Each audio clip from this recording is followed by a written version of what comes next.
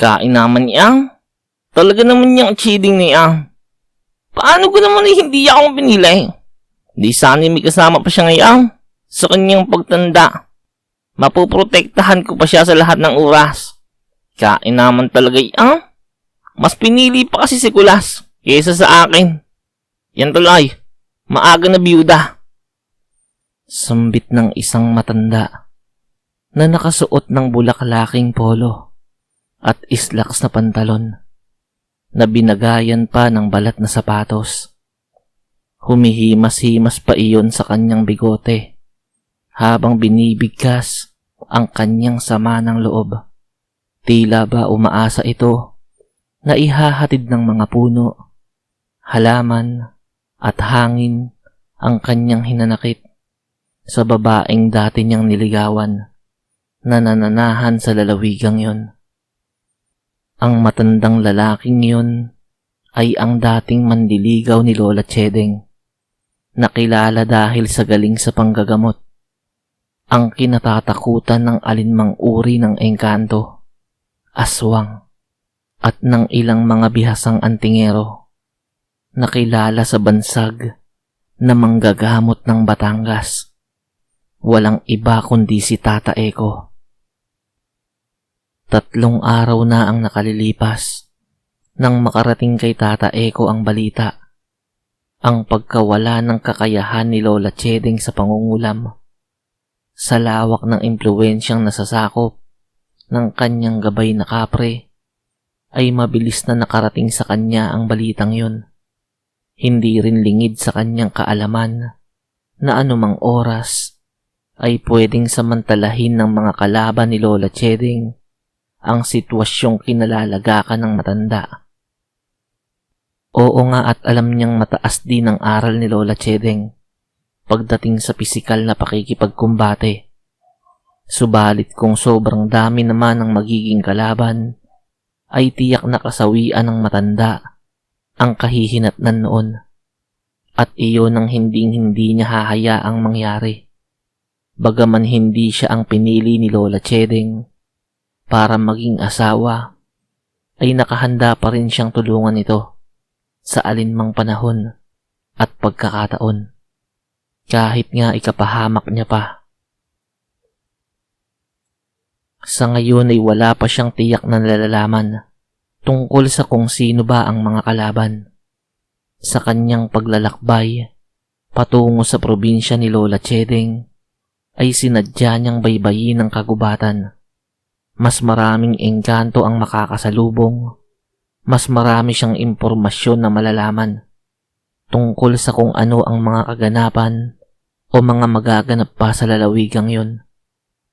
Isa pa sa dahilan ay baka may makakilala sa kanyang kalaban at matunugang naroon na siya sa probinsyang yon. Hindi kasi lingid sa kaalaman ng mga lehitimong taga-roon sa lalawigang yon na dati siyang mangingibig ni Lola Chedeng.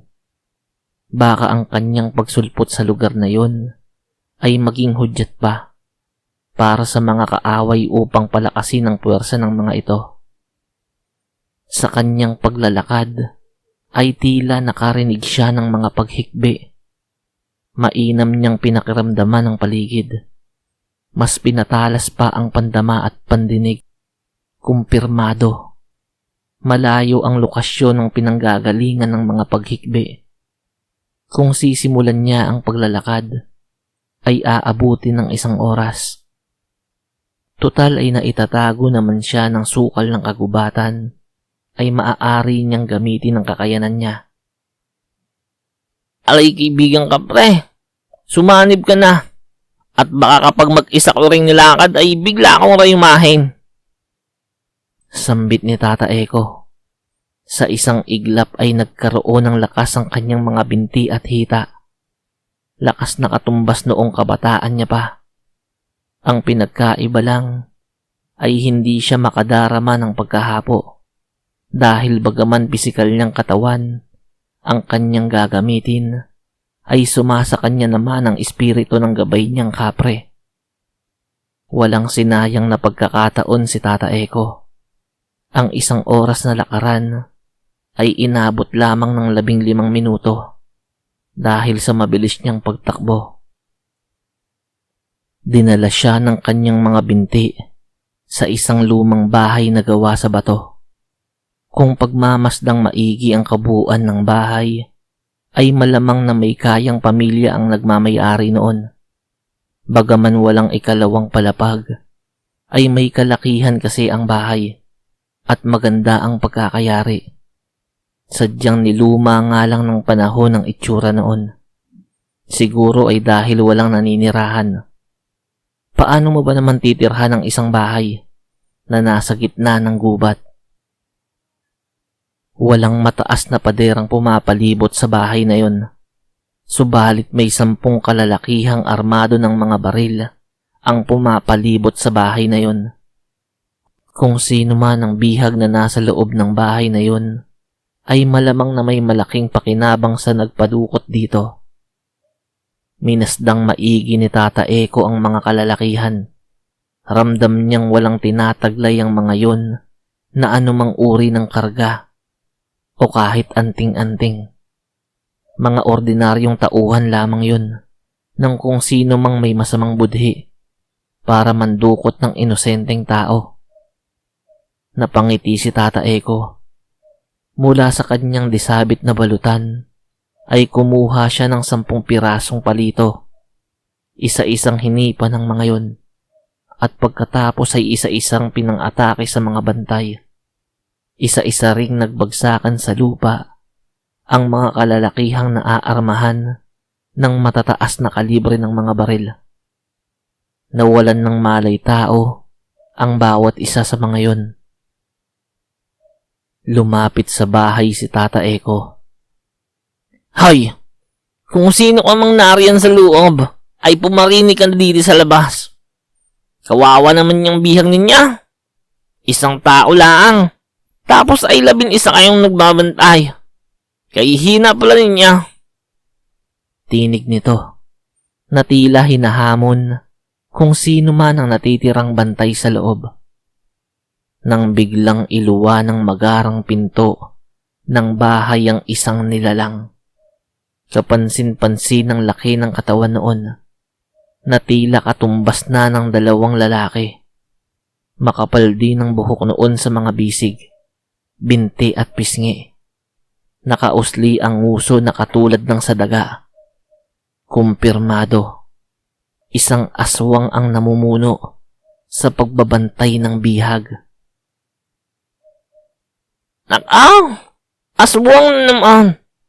Sawang-sawa na akong pumatay ng aswang. Paano ba naman? Ang hihina niya. Dahil sa lakas ng pagkakasabi ni Tata Eko ng mga linyang yun, ay mas lalong pumangit ang mukha ng aswang dahil sa matinding pag-angil noon. Tumuwad iyon sa lupa at sumugod kay Tata Eko na kagaya ng sa isang aso. Mas mabilis ang kilos ng aswang na yun kesa sa ordinaryong aso. Sa isang iglap ay halos nasa harapan na ito ng matandang manggagamot. Subalit bago pa man lumapat, ang mga kuko nito at pangil sa matanda ay umusal na ng orasyon ng matanda at umihip sa sariling hintuturo, sabay itinuro sa noo ng aswang. Sa mga pagkakataong yun, ay huminto ang pagkilos ng nilalang, ni hindi na ito makagawa ng kahit na maliit na paggalaw. Nakatayo na lamang ito sa harapan ng manggagamot habang umaatungal.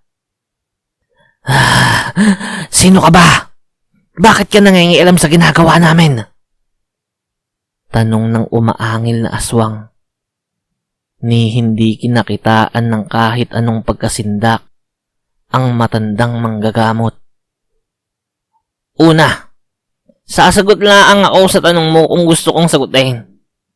Pangalawa, magtatanong din ako sa iya. Pangatla, kapag hindi ka sumagot sa tanong ka, ay papatayin kita.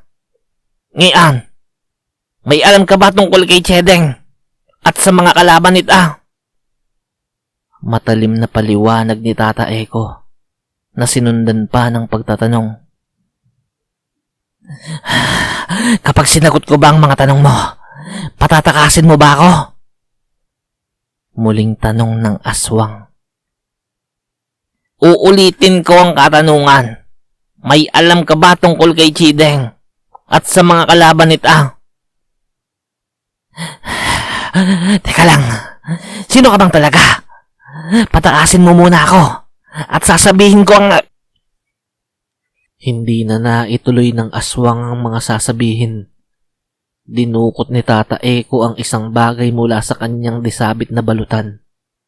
Subalit nang mailabas ng manggagamot ang kamay nito mula sa balutan, ay wala naman yung hawak-hawak na anuman. Iwinasiwas ni Tata Eko ang kanyang kamay na parang nagmumuestra na may hawak itong patalim. Bigla-bigla ay itinarak ni Tata Eko sa dibdib ng aswang ang kung anumang hawak niyang hindi nakikita ng ordinaryong mga mata. Bagsak sa lupa ang katawan ng aswang na wala ng buhay. Kung sinagot mo laang sana ang tanong ka, hindi mo sana natikman ang talas nitong aking balisang. Nang makumpirmang wala ng buhay ang aswang, ay pumasok na sa loob ng bahay si Tata Eko. Naroon sa loob ang isang dalagita na nakagapos sa isang posting naroon. Gamit ang balisong na di nakikita ay mabilis na nakalagan ng manggagamot ang dalagita. Sa mga oras na yun ay tumigil na sa paghikbi ang dalagita. Larawan na ito ng isang matapang na babae. Nagpakilala iyon sa pangalang Adriana. Ayon dito, ay anak daw siya ng isang babaylan. Pinadukot daw siya ng gobernador dahil nais noong gamitin ng kanyang ina para lumaban kay Lola Chedeng. Nang marinig yun ni Tata Eko, ay napailing ito. Nakaw! Ang gobernador pala ng lalawigang ito ang kalaban ni Chideng. Kain naman iyang. Makita ko laang yung gobernador na iyang, ay tatarakan ko ng tatarakan niya ng aking balisang. Seryosong tinig ni Tata Eko. Bago niya hinayaang makatakas ang dalagita, ay pinakain niya muna ito ng isang butil ng buto ng kung anumang halaman. Makakatulong daw yun para makabawi ito ng lakas at makabalik sa kanyang ina ng ligtas. Nang nilisan ni Tata Eko ang lugar na yun, ay umusal ito ng isang orasyon na bubura sa alinmang bakas ng kung anumang nangyari sa lugar na yun. Hinding-hindi maaalala ng 10 armadong kalalakihan ang alinmang tungkol sa kanya, kung papaanong namatay ang pinuno ng mga ito na isang aswang, at kung papaano nakawala ang dalagitang bihag ng mga ito.